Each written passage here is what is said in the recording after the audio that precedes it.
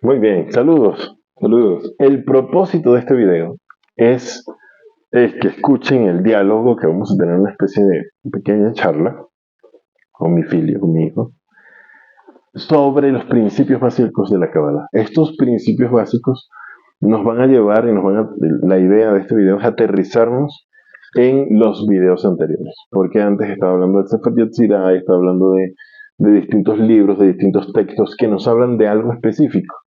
Y cómo llegamos ahí, necesitamos unos conceptos básicos, una especie de diccionario que aterrice estos temas para llegar a poder entender otros temas más a cabalidad.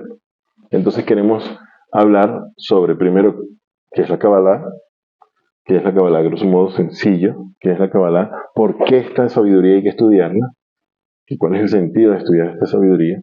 Luego vamos a charlar sobre eh,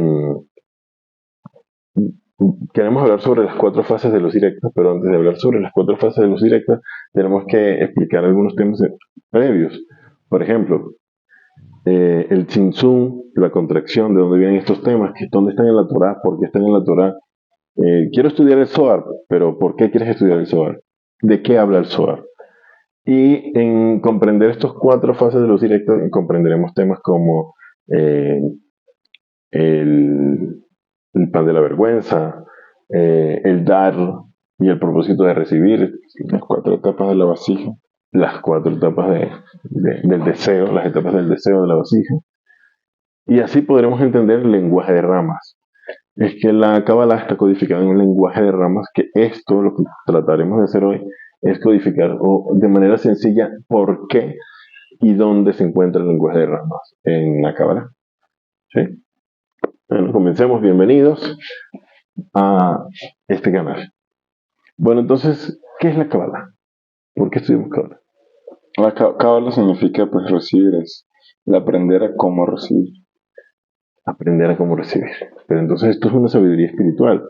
Una sabiduría que deriva del judaísmo, pero no es única del judaísmo. Aquí podríamos comprender todas las religiones abrámicas, pero también conceptos metafísicos que se encuentran en otras religiones y en otras ramas, así que no chocamos con decir esta es la verdad. Sencillamente, la Kabbalah habla sobre las almas, habla sobre las conciencias, habla de una manera muy simple de entender conceptos que hasta ahora la ciencia está corroborando y que la Kabbalah ya nos traía hace siglos atrás. Pero también estaba escrito que no podríamos comprender estos conceptos sino hasta que la población, hasta que estuviera preparada la humanidad, y que mientras tanto iba a ser conservada dentro de los eruditos del pueblo de Israel, porque estaba codificada en un lenguaje. Y así todos los estudiosos de la Kabbalah mantuvieron en secreto sus estudios de Kabbalah y no lo transmitían, pero ya es tiempo de poder transmitirlos, porque no solo porque creamos que la humanidad está preparada, sino porque ya tenemos al menos la capacidad para comprender temas que antes no se comprendían y que son fascinantes, como el espacio-tiempo y cosas que la metafísica, que la física, que la ciencia está comprendiendo sobre la materia. Entonces, a grosso modo, en la Kabbalah encontramos también cosas sobre el alma y por qué vivir, cómo vivir, y nos ayuda y nos facilita un poco la vida. Sí. El otro tema sería hablar sobre ese lenguaje de ramas. ¿Qué es el lenguaje de ramas? ¿Por qué? Pues porque el lenguaje de ramas es importante siempre porque tiene una idea enfrascada en una frase o una palabra, y entonces nosotros al entender cada palabra, lo que vamos a entender también que a qué hace referencia Josué cuando dice que pasó algo, pero con palabras más claves. Está hablando ya de ideas y las está poniendo juntas, pero en solo 10 palabras. Entonces, ahora entendiendo ese lenguaje, vamos a poder entender eso más fácil. Conceptos encerrados en palabras. ¿Qué es lo que tratamos de hacer hoy? En un pequeño video hablando de conceptos, para poder aterrizar algunos lenguajes. También podemos entender que la Torah está codificada en un lenguaje, la Mishnah está codificada en un lenguaje, el Talmud, la Gemara está codificada en un lenguaje, y la Kabbalah tiene su propia lengua. Así está escrito también que los mundos tienen su propia Torah. tiene su propio lenguaje, su propio símbolo, su propio fonema, sus propios cánticos y su propia historia. Así también el mundo material tiene una historia, tiene un fonema, es decir, tiene una impresión, tiene su propia Torah. Es decir, todo esto es que necesitamos comprender que hay un lenguaje simbólico, alfanumérico o representativo en cada letra y en cada alegoría. Y esas alegorías, es decir, si hablamos de casa, la casa representa mucho más que una casa. Es una letra, es Bet, que representa un espacio que protege, que es una madre, también es una letra protectora. Y vamos a ver que hay un símbolo detrás que explica muchos conceptos. Así el hebreo es un lenguaje simple, pero a su vez nos permite entender conceptos muy complejos dentro de un pequeño símbolo, con cada palabra. Y eso es maravilloso del idioma hebreo. Pero lo vamos a necesitar descubrir más para entender a Kabbalah, por conceptos. ¿Qué otro tema íbamos a hablar? Bueno, hablemos sobre las 4 fases de los directos. Yo voy a ir hablando sobre conceptos básicos para entender los 4 fases de los directos. Esto proviene de los textos del Talmud, del Zohar, que nos hablan constantemente de palabras como luz, nos hablan constantemente de kli, de vasija, nos hablan constantemente de sinsunim, contracciones, nos habla constantemente de cómo hay toda una descripción que vamos a explicar a continuación, de cómo nosotros en este mundo físico, pertenecemos y tenemos una relación de causalidad, de causa y efecto con el mundo espiritual. Es decir, provenimos del efecto del mundo espiritual, pero también tenemos el poder de hacer una causa que tenga una consecuencia en el mundo espiritual, de arriba hacia abajo, de abajo hacia arriba. Y esto se comprende en todas las ideologías metafísicas, todas las religiones, que hay un tema de cómo es abajo es arriba. Pero esto es un concepto espiritual muy importante de entender, ¿no? En el Sinsunim, en las teorías del Sinsunim y de las 4 fases de luz directa lo vemos. Vemos que nosotros podemos tener un efecto de acción en otra parte. Y si arriba también se movemos abajo, y si abajo hacemos una causa, tenemos un efecto. Entonces, luz, cuando nos referimos a luz, nos vamos a referir a el creador. Nos vamos a referir al placer máximo, nos vamos a referir al otorgamiento. Entonces le llamamos muchas veces luz, pero también nos referimos al creador con esa palabra luz. También nos vamos a referir a lo que causa la luz, que es una clarividencia, es decir, un entendimiento, abrir la posibilidad de comprender. Si estás en un cuarto oscuro no puedes saber nada, no entiendes nada, estás un confuso. Al abrir luz entra conciencia, así que podemos intercambiar estos términos: luz conciencia, luz creador, luz placer máximo. Es decir, él es la causa, la luz es la causa. Y la vasija es el kli, que es otro término que utilizan todos los textos, hace referencia a la materia, a todo el mundo físico. No, algo que pueda encapsular la luz como un deseo. Y al deseo. También la luz es deseo. La luz es el deseo de recibir. No, la vasija es algo que puede encapsular la luz, que puede sostener. Sí, correcto. Es decir, que la vasija es un deseo que puede atrapar un deseo de recibir que puede recibir. Ajá. Y la vasija, cuando hablamos de vasija, no estamos hablando de un guf, de un cuerpo, sino que estamos hablando de un deseo. O varios deseos que conforman una vasija. Exacto. Varios deseos que conforman una vasija. También nosotros podemos referirnos al kli como nosotros. Estamos haciendo un kli en este momento porque estamos atrayendo un deseo en ustedes. Estamos construyendo un deseo, construyendo un kli en la vasija. Entonces, pero hay que entender también que el kli y la vasija, es decir, la vasija y la luz, ¿son acaso seres independientes separados? No. Es como decir que el kli es agua congelada, es la misma materia que agua, es la misma materia que el agua del cielo, ¿sí? Que es nubes, es otra forma física de la luz. es otra comprensión de la misma luz, pero es la misma materia, es la misma esencia y es no la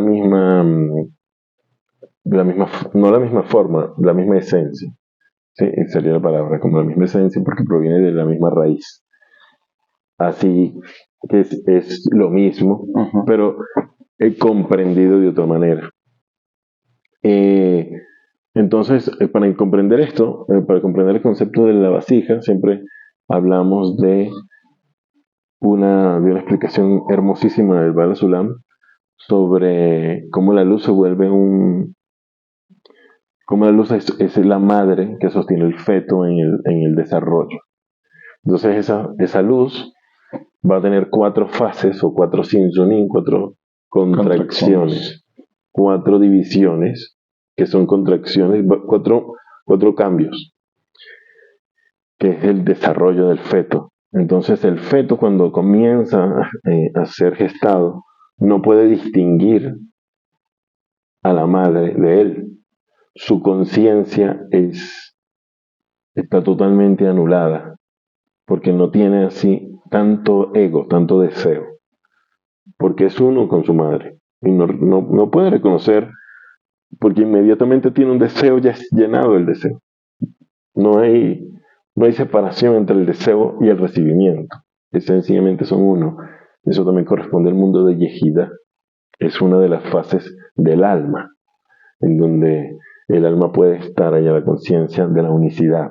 Y es también parte de una de las metas de la Kabbalah, de que el ser humano encuentre la unicidad en el universo, en todo. La segunda contracción es que Sinsun Bet, Sinsun Aleph, es cuando la luz crea la vasija. Y son uno. El Sinsun Bet, la segunda contracción, es cuando el feto, para referirnos a ese deseo, reconoce separado de la madre.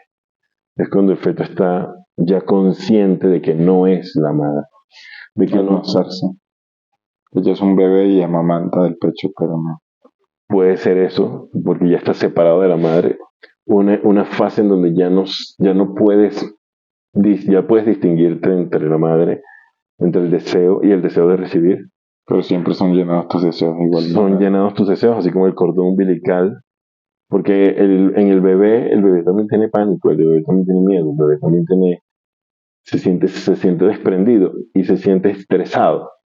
Y cuando es amamantado, se liberan todas sus tensiones, todas sus presiones. Es decir, siente placer por ser amamantado, pero reconoce que no es esa madre. Pero antes de sentirlo como una separación total, él lo siente como si estuviera pegado al cordón umbilical. Cuando está pegado al cordón umbilical, puede decir, no quiero recibir, pero aún así no puede. Sí, yo no quiero de ti. Ni siquiera percibe el deseo de recibir. Pero él percibe que es distinto a su madre, solo que no, donde está siendo desconectado.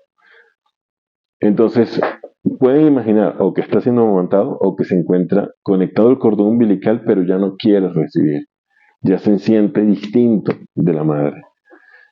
En ese Sinsun, él ve que no es su madre y él quiere darle a la madre, pero no puede. Porque él quiere ser igual al dador. Es decir, el deseo ya reconoce un dador.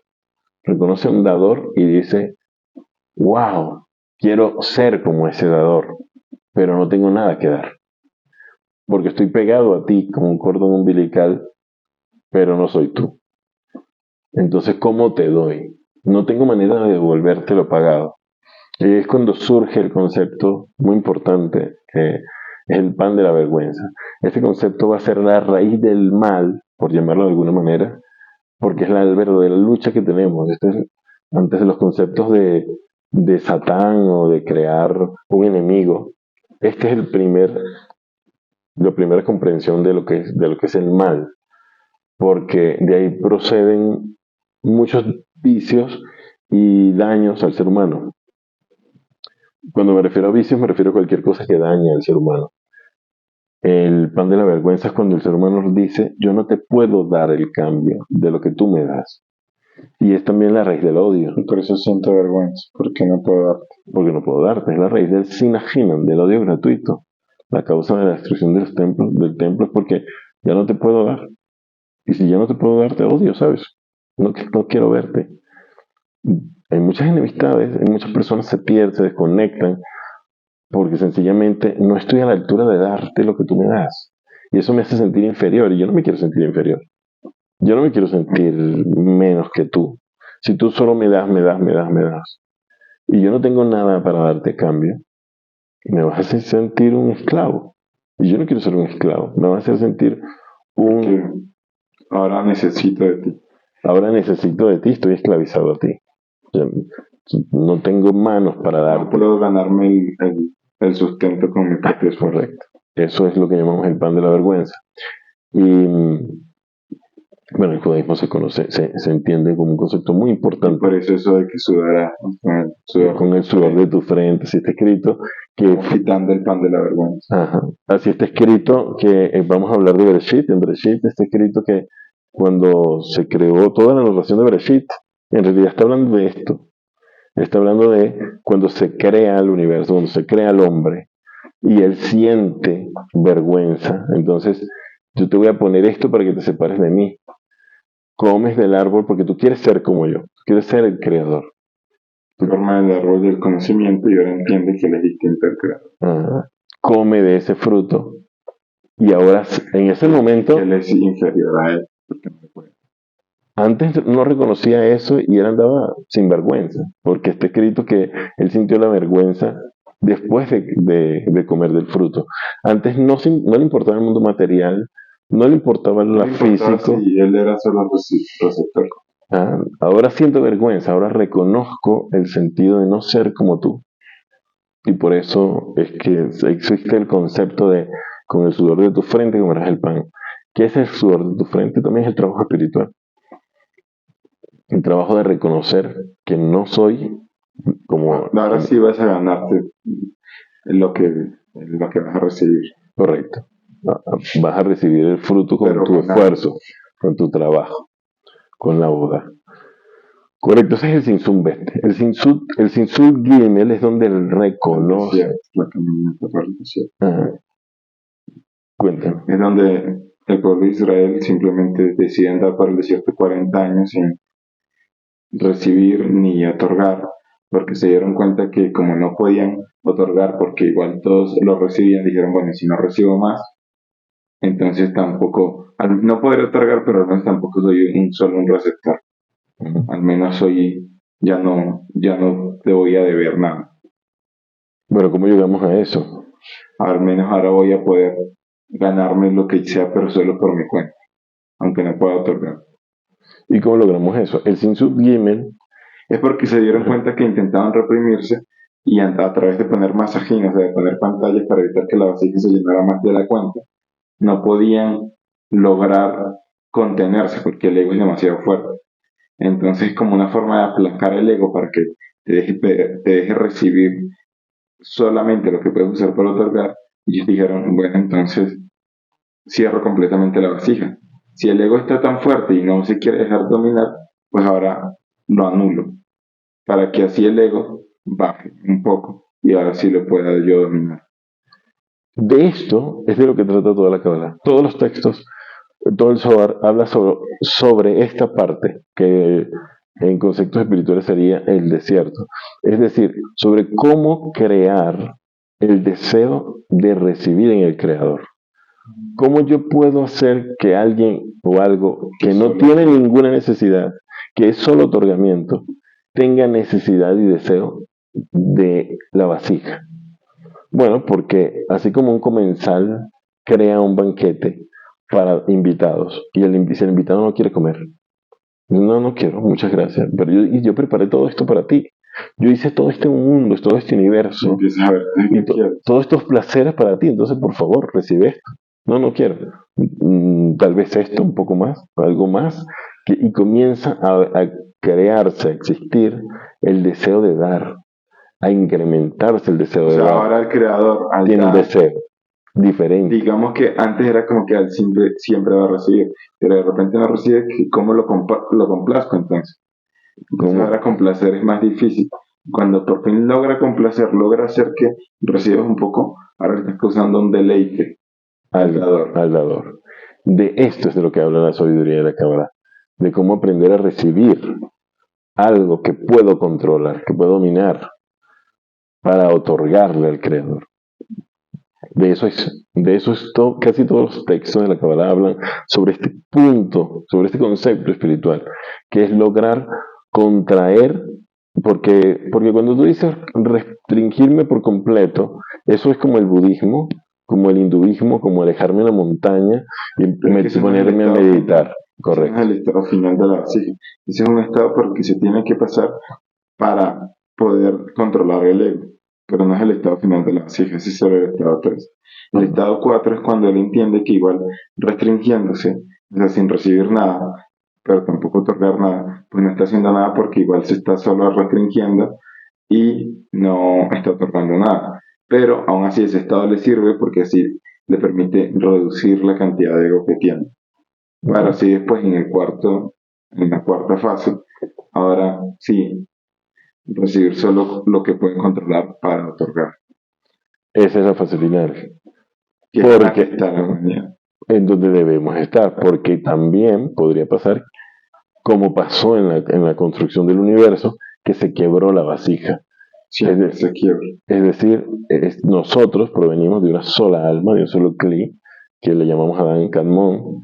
Ese Adán, ese primer hombre, metafórico, que se encuentra en las escrituras, en Bereshit, y que se encuentra en todos los textos de Kabbalah como Adán Kadmon, es lo que forma las almas.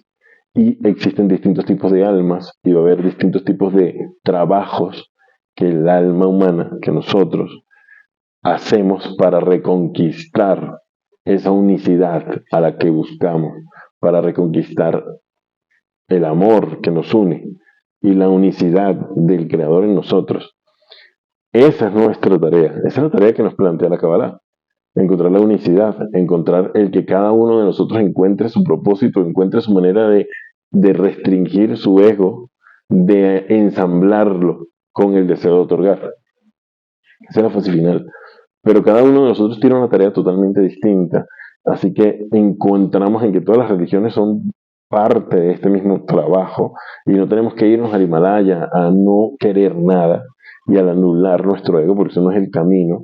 Eso es una de las cosas que puede hacer el alma, pero no es el único camino, el restringirte por completo, sino aprender a poner distintos masajes, pantallas que puedan comprimir un poco tu deseo hasta que puedas convertir ese deseo en otorgamiento, en ser iguales al creador, que es el otorgamiento, el otorgamiento. Entonces, creo que con eso explicamos las 4 fases de luz directa de modo grosso, de modo sencillo, pero que más adelante en otros videos vamos a ir hablando sobre cada fase para poder extraerle más sabor, más conocimiento. Porque la idea de cada fase. Exacto, la idea de cada fase y los conceptos que siempre salen. Pasamos, repetimos, es como un Gilgul. Todos los seres humanos tenemos el Gilgul. Gilgul significa reencarnar, pero también significa repetir, sí, repetir. Gilgul significa ciclo. Y nosotros, las almas, nos encontramos en un mundo de Gilgulín, un mundo de ciclos, de reencarnar deseos. No significa que únicamente la reencarnación es morir físicamente y reaparecer como un recién nacido, sino que Gilgulir significa no salgo de este ciclo. ¿Cómo salgo de este ciclo? Porque vamos a estar de manera repetitiva constantemente superando distintos deseos y nos encontramos. Al menos que nos vayamos a Ahishena.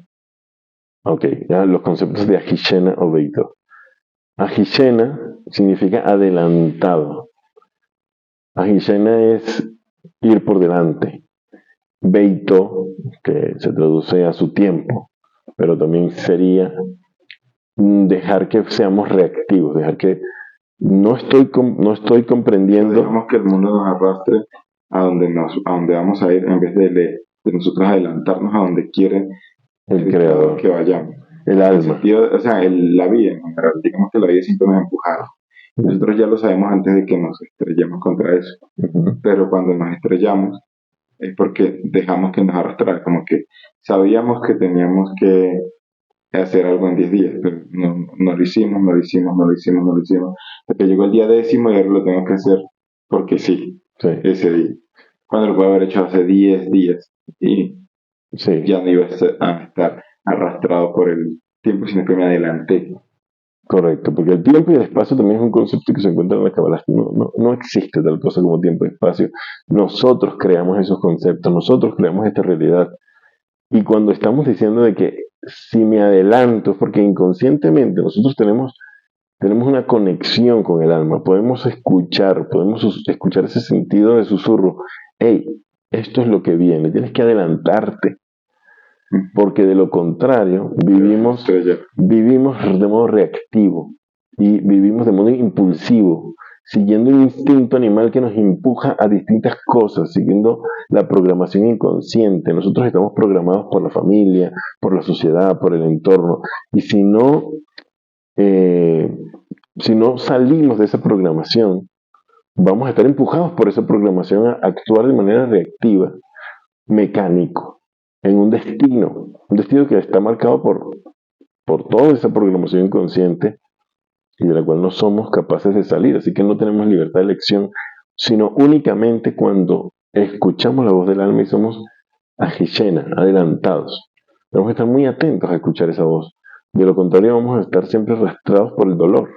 Porque, Siempre lo que nos arrastra son los deseos. Entonces, si escuchamos los deseos que están en nuestro alrededor, no nada más los de nosotros, sino alrededor, vamos a poder descifrar qué es lo que, hacia dónde nos lleva nos lleva el destino, el destino. entre comillas, el destino. También podemos entender que creemos en una predestinación, así que esa predestinación se encuentra vigente, pero podemos brincarnos a esa predestinación si somos atentos y nos adelantamos. A la gente le choca o sea, el destino siempre choca contra ellos porque llega hacia ellos y ellos no están preparados para eso, porque ellos están esperando que las cosas Pasen de otra manera. Sí, que pase. Sencillamente que pase. simplemente no se dan cuenta y las cosas pasan. En cambio, cuando tú eres el que hace que las cosas pasen, tú estás un paso adelante de las cosas. Siempre te adelantas a lo que va a pasar y nunca te va a pegar ni te va a doler nada porque tú estás un paso adelante de lo que va a pasar. Esto es uno de los conceptos interesantes que buscamos en la Kabbalah. Nos estamos alejando del dolor porque el dolor es necesario. El dolor es parte. El dolor es Beito. No, el dolor es Hashem. Bueno, a Hishana te adelanto. Tú te adelantas el dolor. Ajá, tú lo sientes, pero por decisión. Pero porque no te adelantas el dolor. No es que te va a dar el dolor y tú no lo estás esperando. Pero tú vas y te enfrentas al dolor, lo atraviesas y ya yo sufrí ya. Ya pasé Pero rápidamente. Ya lo hice conscientemente. Superé. Nadie me va, o sea, no te van a llegar a meter el dolor, sino que tú lo escogiste. Sí. Eso es adelantarse. Eso es Hishana. Hermosa manera de describirlo, como cuando estás haciendo un trabajo de musculación. Tú sabes que te va a doler, sabes que te va a causar un dolor, pero también sabes que vas a progresar con eso, es decir, que voy a buscar un desarrollo. Así que me adelanto ese dolor y lo disfruto en vez de que me lo pongan encima y yo no esté preparado para eso. Y tenga que sopesar y aprender y sufrir. Y es probable que de paso no lo aprenda porque como estoy sufriendo, no lo quiere, lo rechaza. Entonces lo rechazas y no haces lo que tenías que hacer. Y se repite el ciclo. Y hasta que me adapte, se repite el ciclo. Hasta que ya tú quieras eso, hasta que ya... O me adapte. O yo me adapte. El músculo se adapta. El placer igual es parte de... Tienes que aceptarlo con placer. El placer es parte de la sabiduría de la Kabbalah porque siempre estoy detrás de un deseo. Todos y cada uno de nosotros estamos detrás de un deseo. Al reconocer el deseo, ir por él, adelantarme a él, voy a disfrutarlo de una manera muy diferente que cuando yo quiero eso, pero estoy atravesando un valle de espinas a causa de un deseo. Cuando el deseo te arrastra a ti, no eres el que busca el deseo. Cuando tú quieres este deseo, pero no tienes suficiente fuerza para hacer todo lo que conlleva llegar a ese deseo. Y simplemente te quedas ahí. En cambio, y dejas que todo te vaya empujando hasta que ya el deseo te atraviesa y ese deseo se pierde. No lo llenas y por eso vuelves y repites. Y repites. Y estás sufra y sufra por el mismo deseo. En cambio, cuando vas hasta adelante, lo llenas ya, pues. y vamos a otra fase, ¿no? Repetimos, reencarnamos, es decir, agarramos otro deseo. Y así nos vamos adelantando en un deseo sin fin. No es un deseo sin fin, la Kabbalah explica que hay unas fases del deseo, así como hablamos de las 4 contracciones de la vasija. Repetidamente lo vamos a seguir estudiando porque el deseo se transforma. El deseo se vuelca dentro de 4 fases. Entonces tenemos deseos de Nefesh, tenemos deseos de Ruach, que es nuestra parte mental, nuestra psiquis, tenemos deseos de la Neshama. Entonces, el Nefesh está supeditado al Ruach. El Nefesh está en la parte animal, instintiva de nuestro cuerpo, los deseos del cuerpo, están supeditados al Ruach, que es la emoción. Y los más instintivos también son los que más buscan recibir. Claro. Nada de otorgar, no les importa otorgar. Son los que terminan causando más daño, porque voy por él por encima de otro sin importarme que haga daño con eso. La segunda fase, que es Ruach, que es más emocional, pero también es psicológico, es como la psiqui. El deseo de Ruach puede dominar los deseos del Nefesh. Entonces, lo más importante va a estar en el plano mental, porque los deseos de la Neshama van a estar supeditados al Ruach también. Vamos a estar supeditados a que es a través del alma que la mente, la psiqui, desea.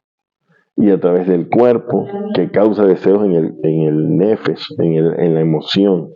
Entonces este plano, el plano de Ruach que se encuentra en Briah, es donde deberíamos de concentrar nuestros esfuerzos a comprender, al aumentar nuestra conciencia, al aumentar nuestra capacidad de escucha, más allá de los deseos físicos, los deseos emocionales, los deseos mentales y deseos más elevados.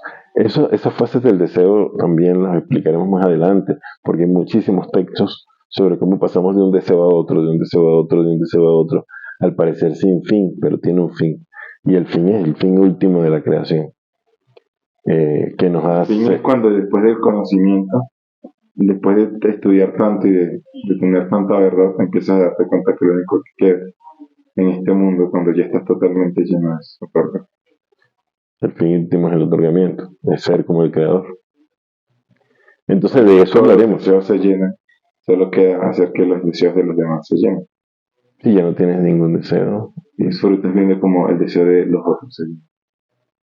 Eso es un gran deleite. Fíjense que si tú quieres realmente conquistar el plano físico, solo tienes que pensar en otro, deja de pensar en ti mismo. Comenzar a pensar en los deseos de la sociedad, comenzar a pensar en los deseos de tu entorno, de llenar tu entorno, de llenar la sociedad, al desprenderte de ti, vas a convertirte en ser un canalizador de deseos de otros, porque muchas veces las personas no pueden con sus propios deseos. Es posible que tú al ayudar a otros encuentres más deseos, mejor manera de vivir, etcétera, etcétera. Eso también, por eso la sabiduría de la Kabbalah te va a ayudar a encontrar paz y plenitud en este mundo físico. Y creo que con eso tenemos ya suficientes conceptos. Pues faltan más, pero pues toca. Sí, vamos a ir aclarándolos más adelante. Pero con estos conceptos básicos, con este primer video, podremos darle paso a otros conceptos que más adelante vamos a ir hablando en las clases, en estos distintos shurim.